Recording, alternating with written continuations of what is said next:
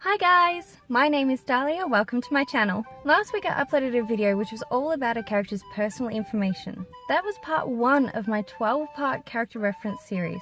This week's video is part 2, or a character's physical features. In it will be a selection of topics that will help you, the creator, to gain a better understanding of your character's appearance. Compared to last week's video, this one will be shorter and a little bit less in depth, but no less important. Without the knowledge of what your characters actually look like, you cannot produce a consistent image for your readers, which means, as you may know, the characters generally become forgotten about or unappealing. In order to prevent this from happening, you need to have a clear image in your mind of the character. When meeting someone for the first time, it is scientifically proven that a majority of us take notice of the eyes before any other detail is processed. So this seems like a logical place to start. What is the character's eye color? What about the shape, the lashes, the brows? Examples of color could be purple with gold flecks, blue, or silver.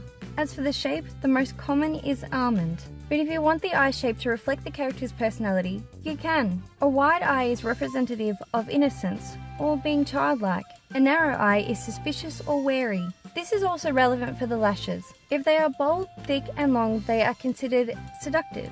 But if they are short, barely visible, or thin, they are average or descriptively unappealing. Eyebrow importance has spread dramatically since the release of the Instagram brow, so for now they're a good feature to mention. An unkempt brow is usually descriptive of an older man or an unclean person. On the other hand, a strong brow makes the reader think of a protective man. A neat sculpted brow conjures to the mind an image of a well-groomed person. Moving on from eyebrows, what is the color of your character's hair?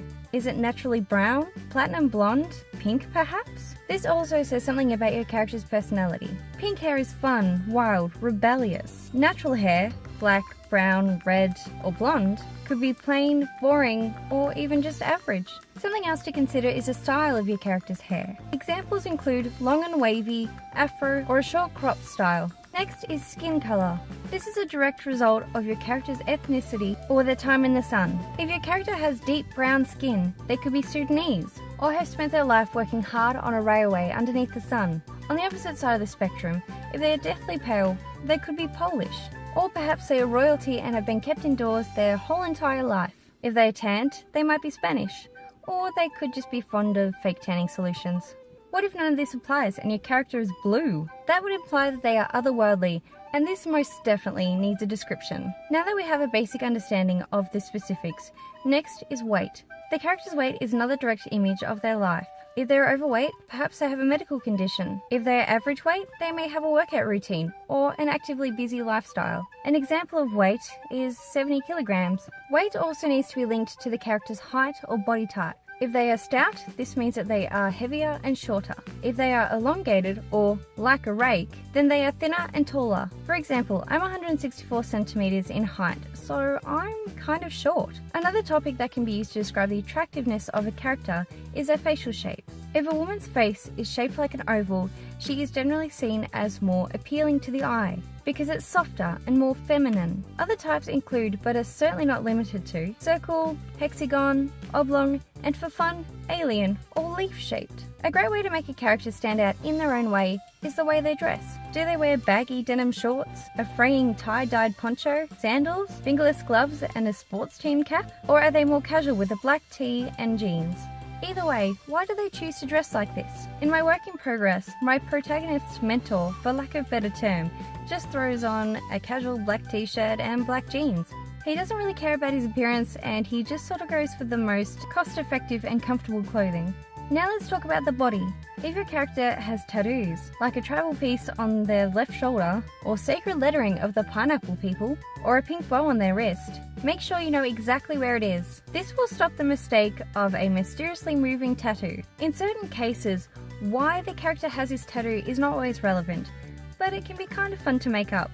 Is there a story behind your character's tattoo? Next is piercings. Again, just like tattoos, you have to know what they are and where they are. For example, a character may have their septum pierced. This image may or may not be a good one. If this character has a delicate gold septum clicker, they are generally seen as okay.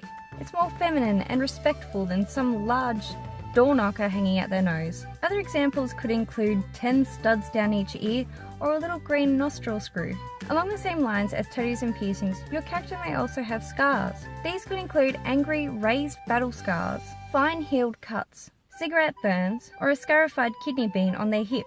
Whatever the case may be, each of the aforementioned scars created an image in your mind of a character. It is then up to you to explain why these are on their skin, if they have any scars. The fine healed cuts could be self-harm, or they could also be from tripping over while someone was bushwalking. Which brings us to distinctive marks. There are many examples that I could list here, but for the sake of the length of this video, I will only list 2. The character could have a mole on the left side of their neck, or, true to my BDSM writing, they could have shackle irritation on their wrists. Please note that this section is completely different to scars. And now, last but not least, what are 3 physical features that your character admires of themselves? This could be absolutely anything. Their luscious red hair, their delicate elven face, or even their plump bottom. This is important because it provides an insight as to what their character is actually like. They could be conceited, humble, or just generally appreciative. On that note, this concludes part 2 of creating a well-rounded character. If you have any questions, please find me on social media to ask. The links will be down below in the description bar. For those that are interested, you can still read the first chapters of 2 of my novels on my website. The link will be up above and down below in the description bar. Remember to like, share, comment and subscribe if you like this video and you want to see more. Thank you for joining me for today, and I'll see you next Friday. Bye!